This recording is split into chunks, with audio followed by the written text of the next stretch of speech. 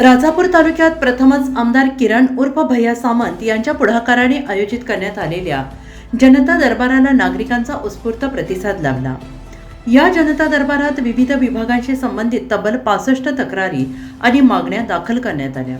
नागरिकांच्या प्रश्नांवर तातडीनं कार्यवाही करून 15 दिवसांच्या आत अहवाल सादर करण्याच्या सूचना जिल्हाधिकारी अनुज कुमार जिंदल यांनी संबंधित अधिकाऱ्यांना दिल्या।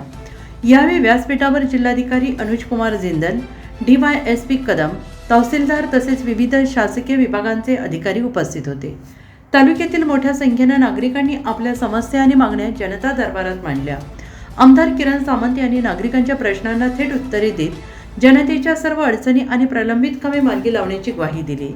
तसेच संबंधित विभागांनी जनतेच्या समस्यांवर तातडीनं कार्यवाही करावी असे निर्देश त्यांनी अधिकाऱ्यांना दिले। राजापूर तालुक्यातील जनतेने आमदार किरण सामंत यांच्या आश्वासनावर विश्वास व्यक्त करत या जनता दरबारामुळे अनेक वर्षांपासून प्रलंबित असलेले प्रश्न आता मार्गी लागतील अशी अपेक्षा व्यक्त केली आहे। माझ्या माहिती जवळपास 150 ते 200 2 दिवसात म्हणतो, पावसाळा 2 दिवसात म्हणतो। साहेबांनी जी सूचना दिली साहेब संबंधित अधिकारी जे आहेत सहकार्याबद्दल धन्यवाद। जय महाराष्ट्र। धन्यवाद। पुढील तलाव मी गेल्या वर्षीपासून फॉलोअप करतो, पण ते तिथे मागून ठेवलं आहे तलाव, पण त्याच्यात काही अजून उत्साह हे नाही, तलाव काय पूर्ण झालेलं नाही। आणि तिसरा विषय असा आहे की 3 फेज लाईनचा सर्वे झाला आहे 6 महिन्यापूर्वी। आपल्याला मी 30/12 पत्र दिलं होतं। त्यांनी सर्वे केले आहे 6 महिन्यापूर्वी, मंजूर करून द्या। ओके ओके ठीक आहे।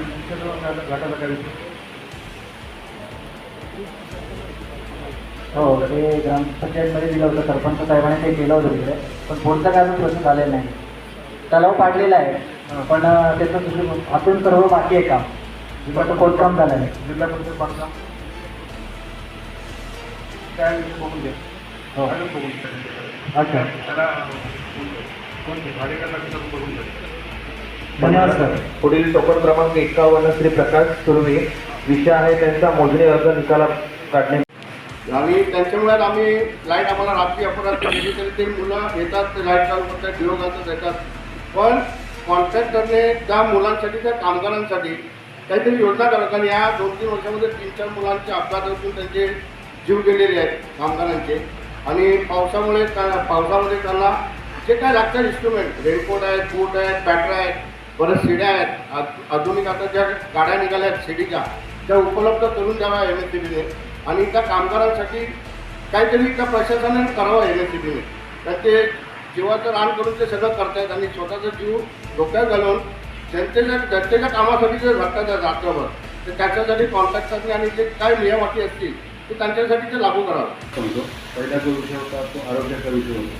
तर वैद्यकीय आरोग्यमंत्री जे आहेत आपले प्रकाश आंबेडकर साहेब, त्यांच्यासोबत गेल्या आठवड्यात पालकमंत्री मी आणि राजेंद्र साहेबांची बैठक झाली। त्या बैठकीमध्ये मल्टी स्पेशालिटी हॉस्पिटल हे खास बाब म्हणून मंजूर करायचं माननीय मुख्यमंत्र्यांनी सांगितलं, त्याप्रमाणे ते मंजूर होतं। गोष्ट क्रमांक 2, आपल्याकडची इथे जी रुग्णालय आहे राजापूर, तर त्याला 100 बेडेड हॉस्पिटलचा प्रस्ताव आपला कालच कार्यकारी जनतांच्या पुढे त्या ॲम्ब्युलन्स देखील पुरवले जातात।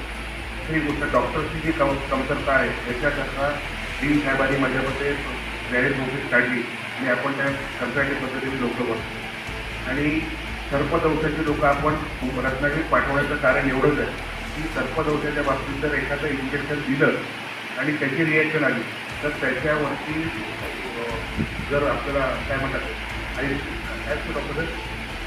ICUची रूम असते ती आपल्याकडे उपलब्ध नाही आहे, तर ती देखील आपण लवकरात लवकर पालकमंत्र्यांच्या जिल्हाधिकारी साहेबांच्या माध्यमातून करून देऊ।